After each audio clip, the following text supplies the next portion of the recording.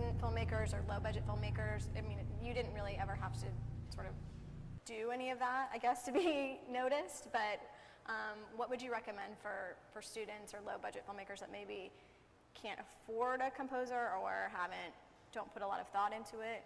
What do you think about that? Well, I'm not that familiar with the educational community around filmmaking, but it seems to me that where there are film-making students, there are film composing students, and I think that's where all these relationships begin. You know, if you're just starting out, you could not walk up to John Williams in the produce department and tell him how to choose a melon and then say, by the way, I've got this great little student film. Yeah. So I think you've got to, I mean, I've always tried to, aim a little bit higher each time, try to find somebody that's a little bit out of my league to work with.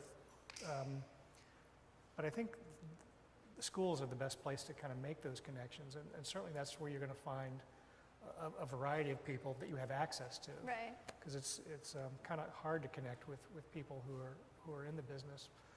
But I would say my advice has always been to make your social circle people in the film business, because you're never going to get a job through another composer. They would just as soon push you in front of a train to get your job than give you a job.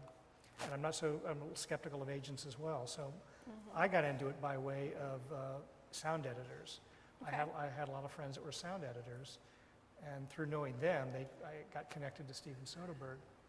So I think school is the best place to make connections and make friends with people who are in the business, even though they're not the composer or the editor or the cinematographer you're looking for, to just be well connected in those circles.